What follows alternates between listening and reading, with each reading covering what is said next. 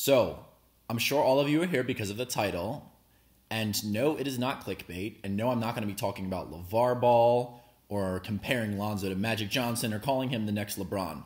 What I am going to show you is clips and information that I found trying to prove to you guys that Lonzo Ball is actually a very good basketball player.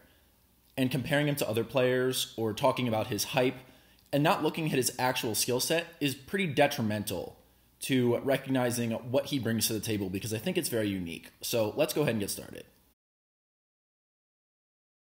I'm going to flash a few passing highlights of Lonzo's on the screen real quick, and then we're going to go ahead and talk about them.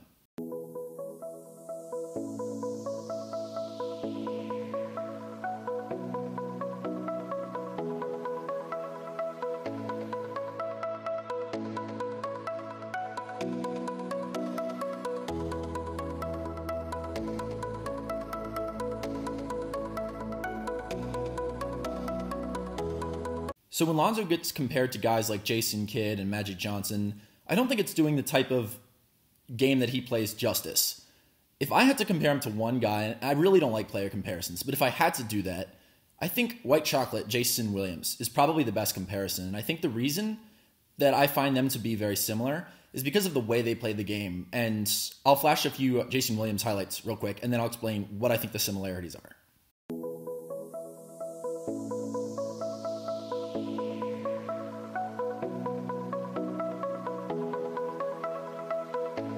So when Jason Williams was interviewed recently, I think it was on NBA on TNT, he said that he wasn't as much of a good passer as he was a willing passer.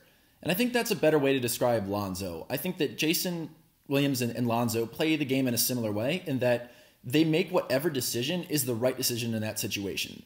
The closest comparison, if we want to look at modern players, I think LeBron is a pretty good example of somebody who goes with the game flow.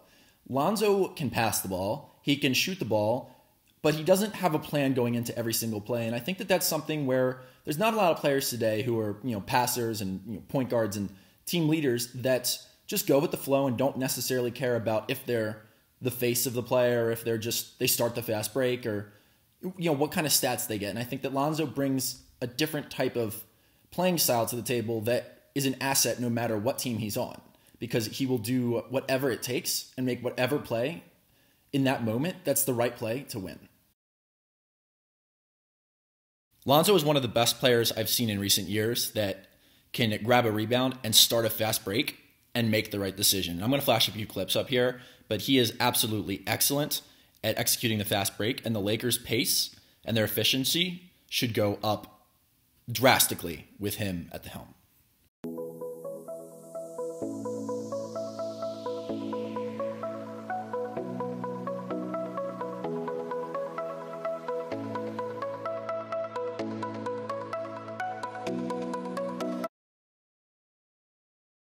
Lonzo is definitely not the greatest shooter yet. I think that's something that he's going to continue to improve on.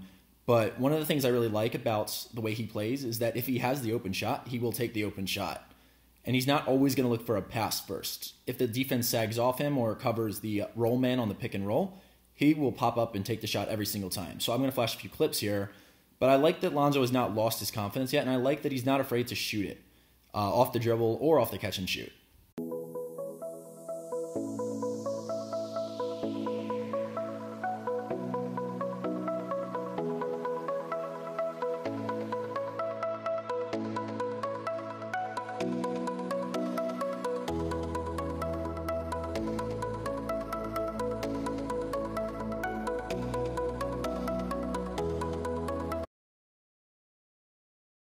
The main criticism everyone seems to have of Lonzo is that he's not a very good shooter. And I find this criticism to be sort of unfair if you look at history of rookies and how they fare in terms of shooting percentage. So the numbers I flashed right there were numbers from LeBron, Chris Paul, Lonzo, Kevin Durant, and Russell Westbrook from their rookie seasons. Lonzo has the best three-point shooting percentage out of all of them. None of them have very good three-point shooting percentages. I'm not saying Lonzo is like any of those guys, but what I am saying is that if you look at history, rookies don't shoot the ball well. They don't shoot at a high percentage, and they often do not shoot the three well. And a lot of this has to do with coming out of high school and college where the three-point line is a little bit closer. And I think that you have to take that kind of stuff into consideration because I think that has an impact on all rookies when they're shooting the three. So I think it's a little bit unfair to say, oh, well, Lonzo can't shoot the ball. He's never going to be able to shoot the ball. His shot's too wacky, and so it's never going to get any better. Sean Marion had a really weird shot, and his three-point percentage was pretty okay for his career. So I think we just have to wait and see if Lonzo can get better at the three. But for right now, he's actually doing an above-average job in terms of, where a lot of rookies are at. So I think we just have to sit on that for right now, and I don't think it's fair to levy that at him yet. I will say if it doesn't improve next season, then maybe we can start talking about it. But he's been getting slightly better and better all season, and I think that as his career goes on, you'll see that number and his percentage go up. In conclusion, I'm not saying Lonzo is going to be a future MVP. I'm not overhyping him. I'm not getting ahead of myself or anything like that. What I am trying to point out is that I think with all this hype of Lonzo being the second coming of Magic Johnson, I think people have failed to look at what he brings to the table separately from the hype and from his dad going all over media. Lonzo is a player that has a unique type of mentality for the game. And I think that his mentality is an asset on any single team. He will always choose the team over himself. He does not seem to care about stats. And he makes whatever play is the right play in that moment. If the shot is the correct play to make, he'll take the shot. But if it's not, he will not take the shot. He's also, for a rookie, he has some of the best court awareness and basketball IQ I have ever seen. Lonzo Ball may never be an MVP. Lonzo Ball may never even make an all-star team. And I don't think it matters to him. But what Lonzo Ball is a player with a winning mentality, a high basketball IQ, and a very diverse set of skills that will help any specific team and make everyone around him better. The Lakers have been far better with him on the court than off.